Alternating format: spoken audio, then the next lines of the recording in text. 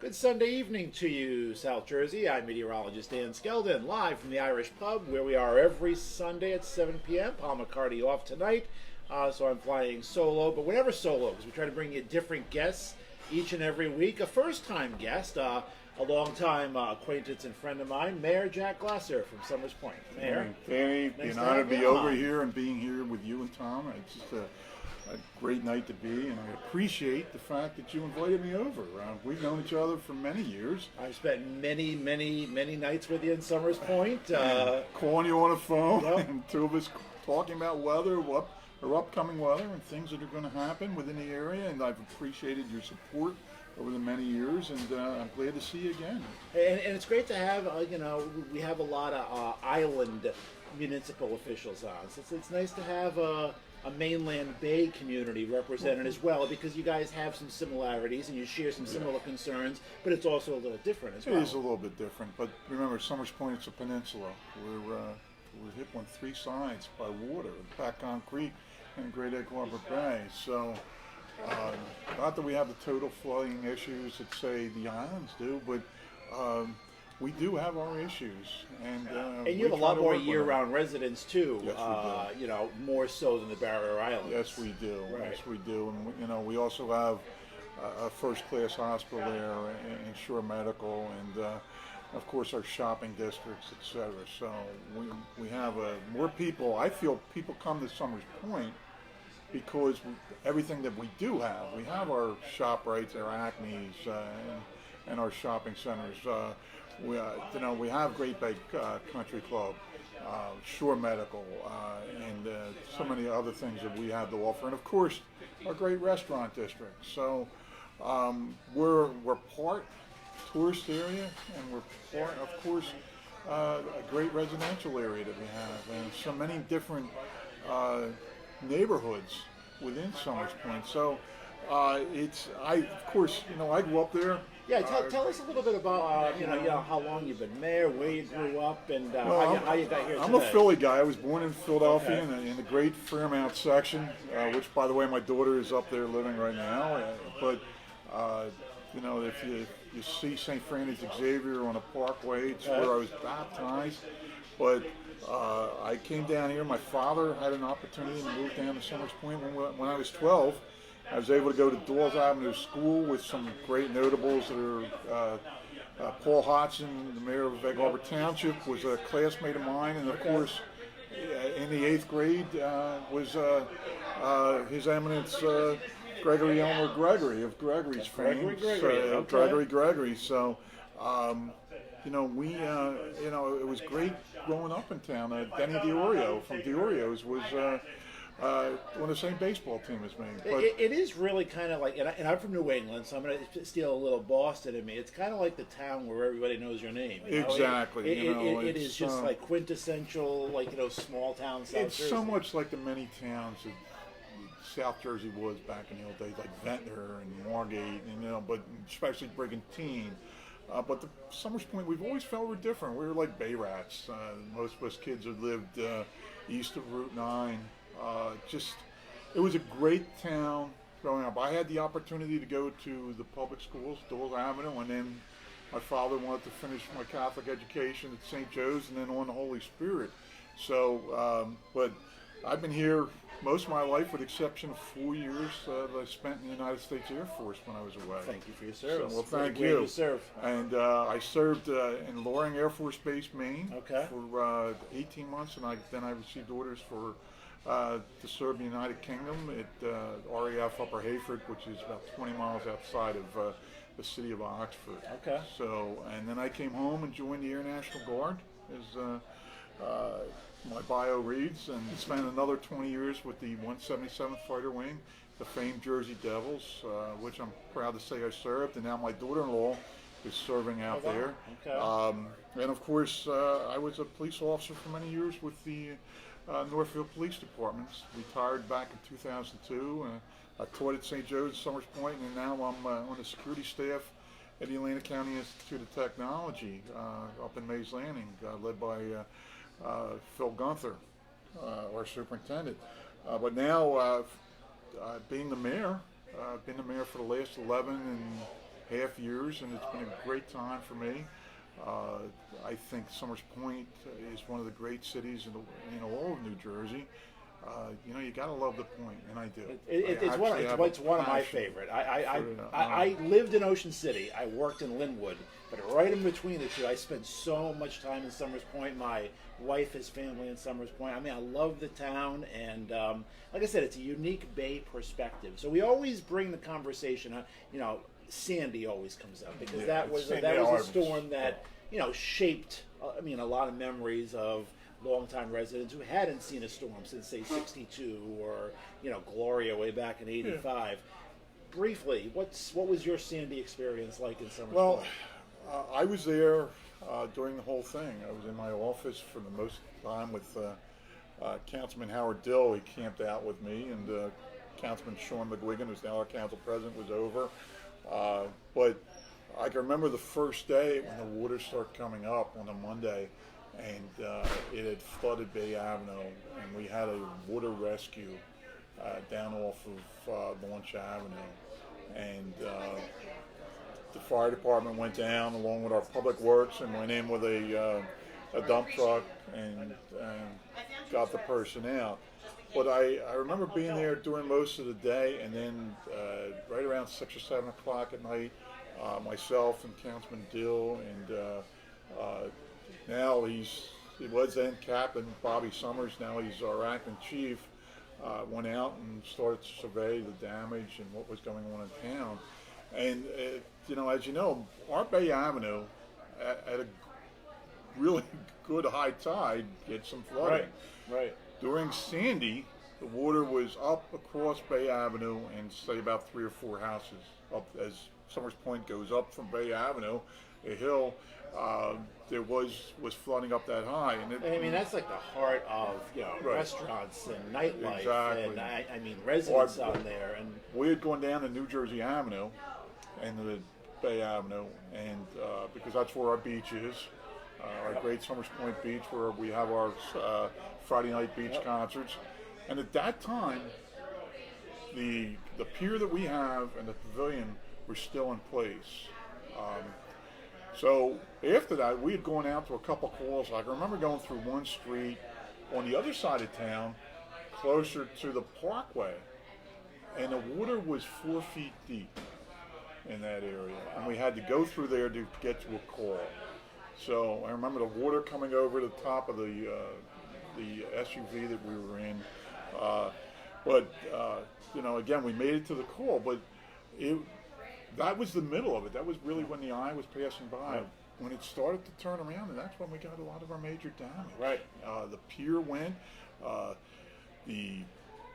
Kennedy Park, our iconic Kennedy Park, where it's one of the few natural bluffs in all of New Jersey, received major damage. Right. Where it looked like the water came in and just carved it out.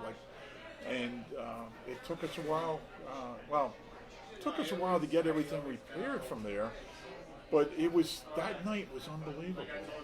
And it shows you, the Bay is susceptible. The barrier islands get all the attention, and rightfully so, because they get beat up by the ocean. But, they get it on both sides.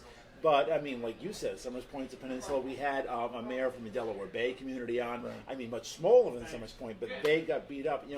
Bays get tidal flooding, bays get hurricanes, and, bayshore towns are just as vulnerable. Exactly. We didn't get what the islands got. Right. And, my heart goes out to the mayors and the councils and the people of those islands. But we did get damage. That whole pier was damaged. The pavilion at the end of our pier was found in the middle of the bay.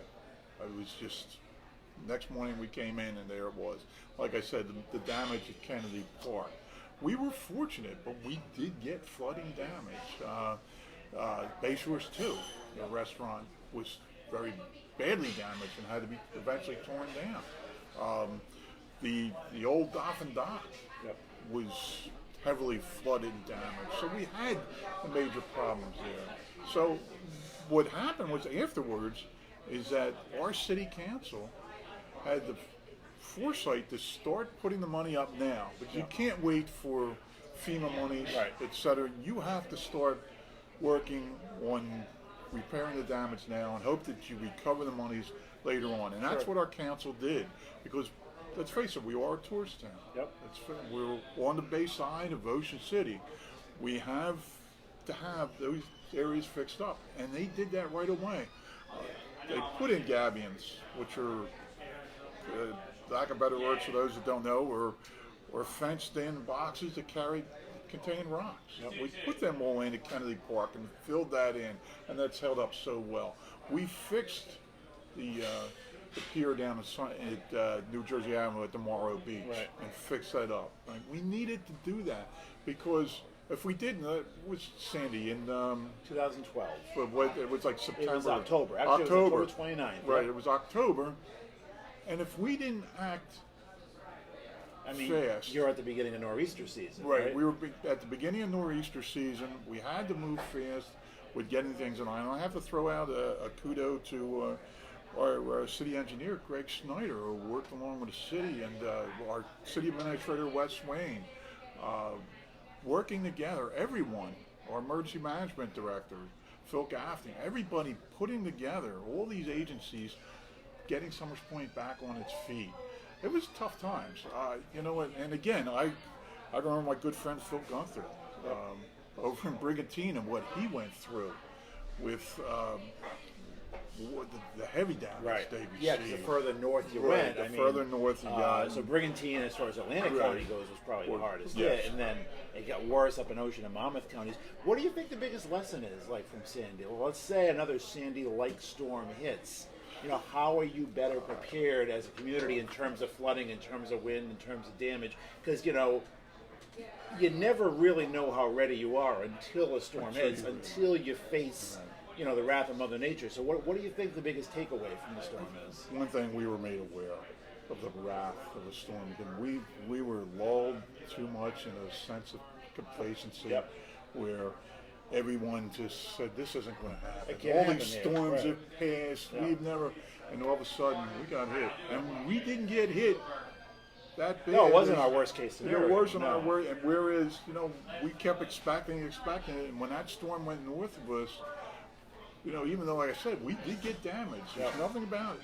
We did get damage on all sides of the Right. city, but we didn't get it as such as everything north of Brigantine and up in Monmouth and Ocean counties. It's just, we were so lucky, and we're blessed that we did it. But it can happen. Yeah. And what we have to do now, and the things that came about, is, of course, the raising of the buildings. That Right. came about. So now the regulations that are Right. put in, you have to start putting them up to, I think it's 13 feet above now.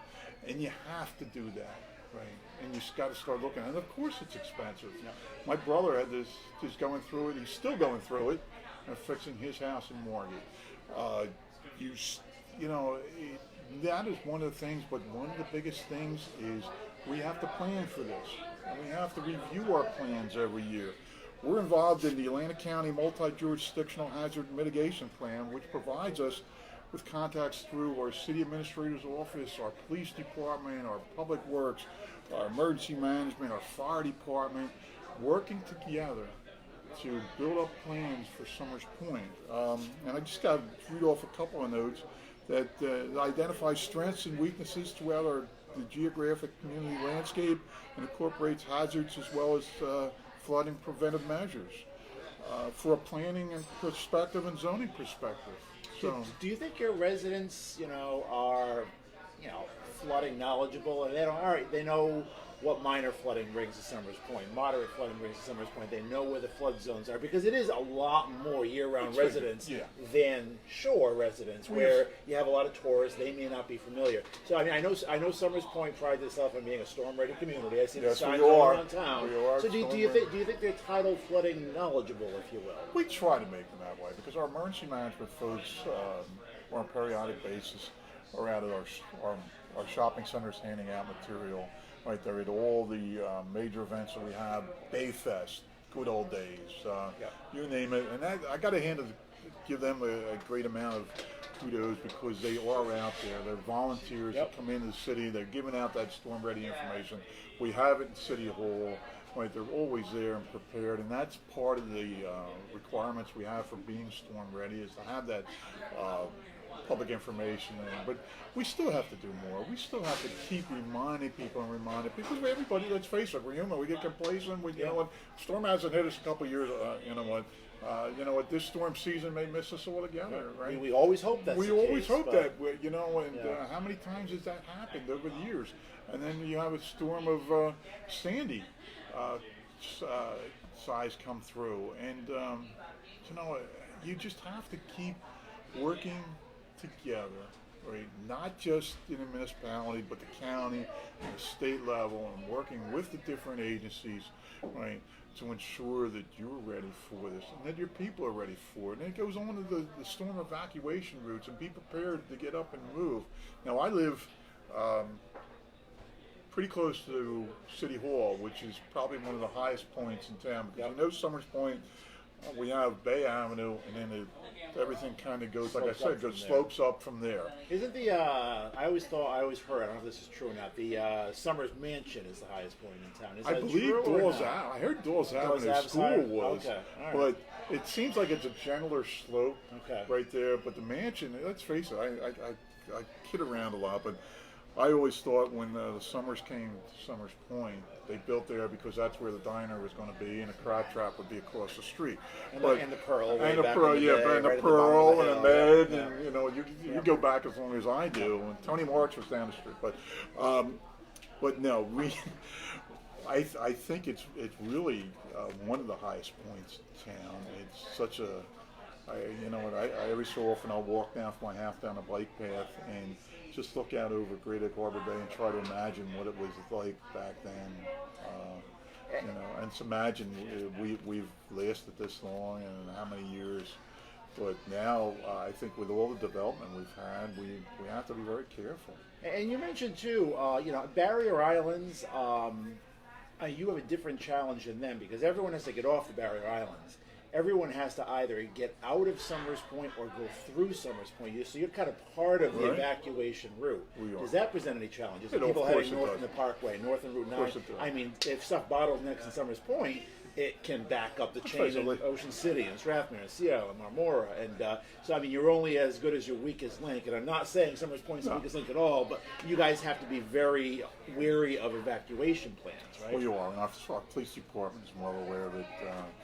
Has been all the time. I think one thing I say about Summers Point, our city agencies, all the city agencies stay in a constant state of awareness and readiness.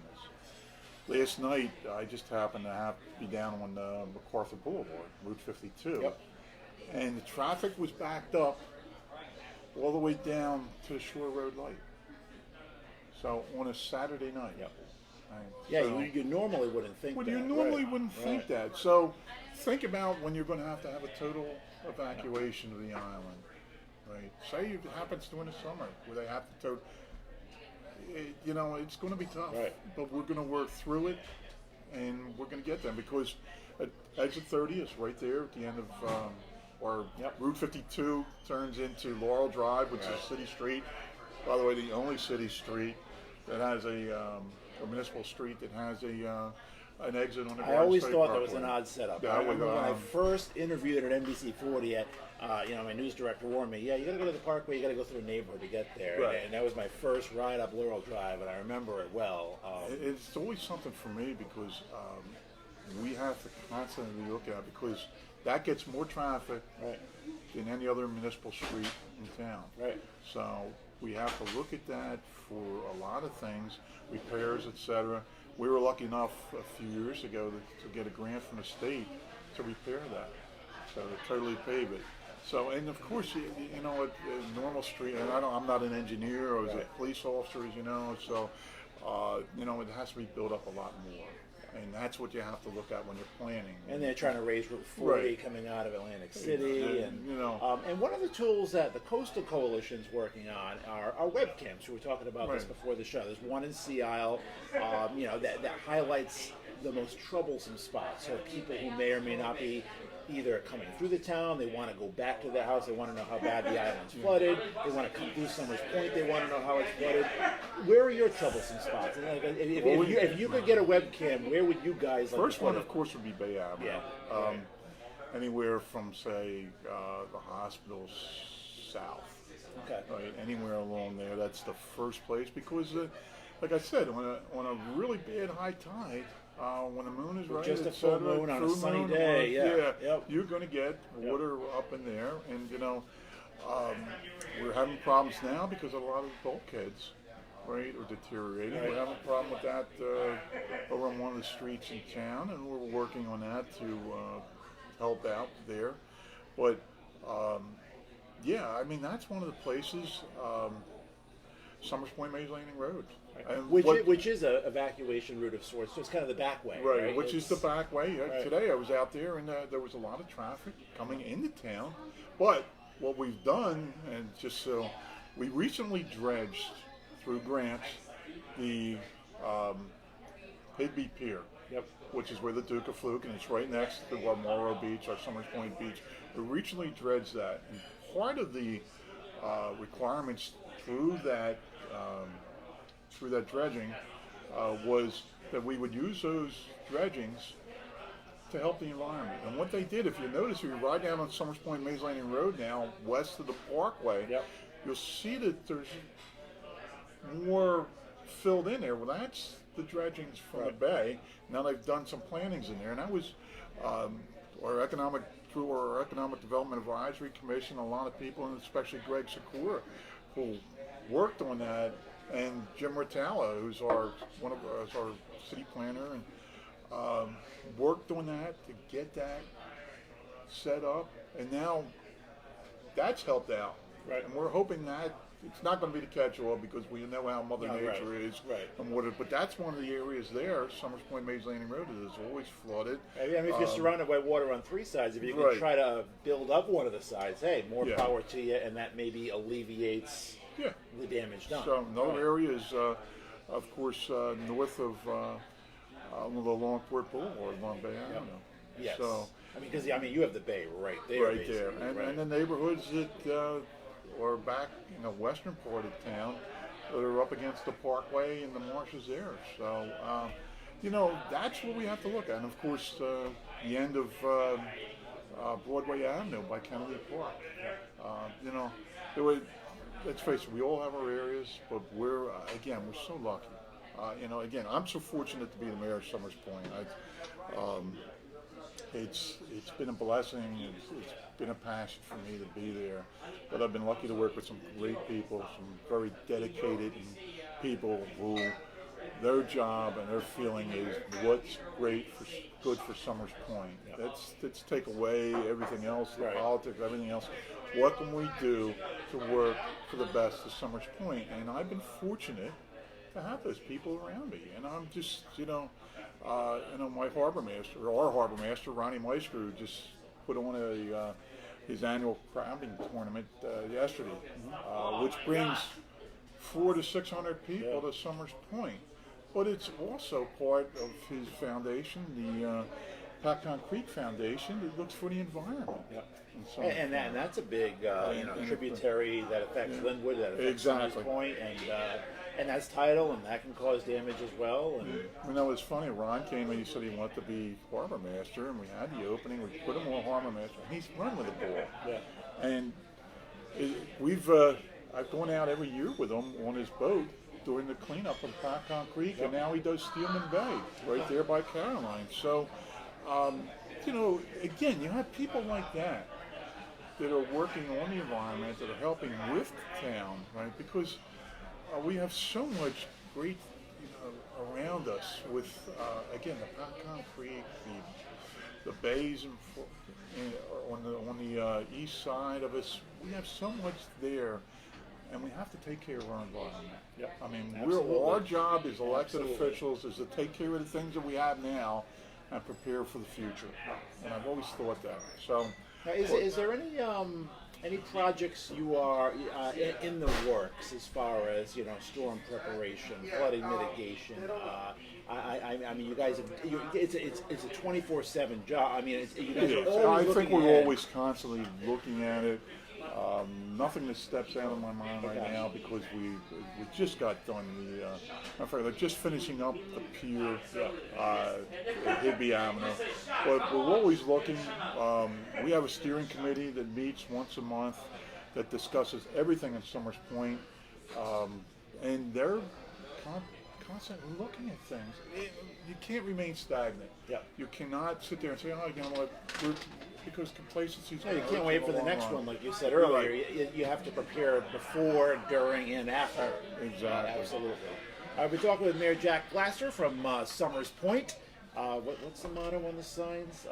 Sure starts here. That's right. That's what I've got. There you go. I love. Yeah. Our great logo. Very recognizable logo. Appreciate you guys tuning in. No questions for the mayor. Some hellos from G. Girardi, Ray Riley. My wife's upset. She's watching because I was wearing the shirt she picked out for me, but it wasn't a collared shirt, so I decided to put a collared shirt on because I figured you'd be wearing a collared shirt. It's a Patriots collared shirt too, so it's even worse. You're from New England, so that's acceptable. Me being stationed up there, And I know Loring Air Force Base.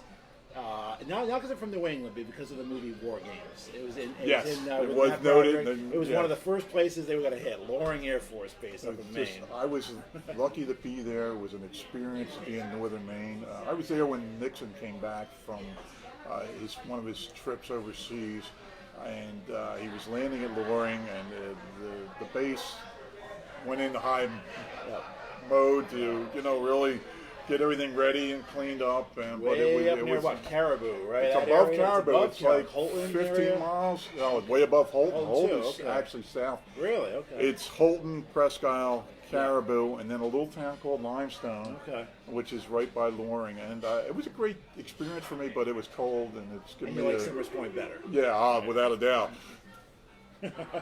Closer to the water. And Amanda, my wife, he does know the quote unquote real mayor of Summers Point, Grampy. That's Tom Major. Tom Major is definitely. I've known Tom for many years. Of course, I was fortunate enough to go to St. Joe's with his family, his kids, and my family is. I was the oldest of 7 Glassers, so we stretched out for many years at St. Joe's. My dad was a deacon at St. Joe's, so but I've known Tom Major for many years. Great man, and I don't think he's watching tonight, but I know he talks highly of you as well, Mayor. So So I'll tell him you say hi. Jeff Davis, Tony Paciotta, Christine Wilgus. Nice to have you guys on as well. Again, we've been talking with Mayor Jack Glasser from Summers Point. Every guest gets an Irish Pub T-shirt. Without a doubt. So there you go. You can't wear that in front of the weather green screen because you'll disappear. But is it the right size that you can always 3X, I'll take the 3X. Of course I will. You guys know how big I am. But I appreciate that. You know what? Again, it was an honor being asked. I had some great conversations with Tom Cork before you came over, and I was, we all need to work together. There's so many agencies out there. Yes. And that's what I want to leave this with, is planning about all, because we can't be complacent. Right.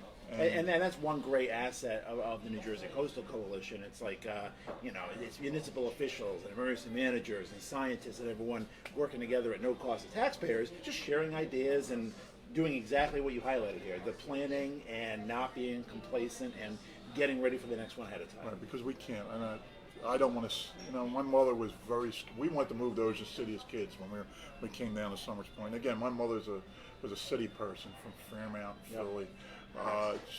We wanted her to move to Ocean City, and she was also afraid of the big storm coming up. But the bottom line is, we're lucky that the Barrier Islands are there. We are. But we all have to work together. We do, because the worst case for us is Sandy in like Monmouth County, as far as the flooding goes, plus like the derecho winds from back in June. Oh, and I was there that night. Yeah. So I mean, we haven't had our worst case, and it's nice to know that communities are working so hard to get ready, if and when. It will probably be when. Hopefully, it's not for a long time though. If it ever hits. Mayor, thank you for being here. Danny, thanks for bringing me over. I appreciate it. It's always great to be here at the Irish Pub in Atlantic City, and hey. Enjoy, and let's maybe we'll have to do a remote on Bay Avenue. If you want to, without a doubt, we can do that. All right. Set it up right on the beach. Palma Accardi will be back next Sunday night. We'll be live at the Irish Pub, 7 p.m. You can always watch here. come on down to the pub and join us live. Thanks for being here, guys. Enjoy the first weekend of summer and the beautiful weather.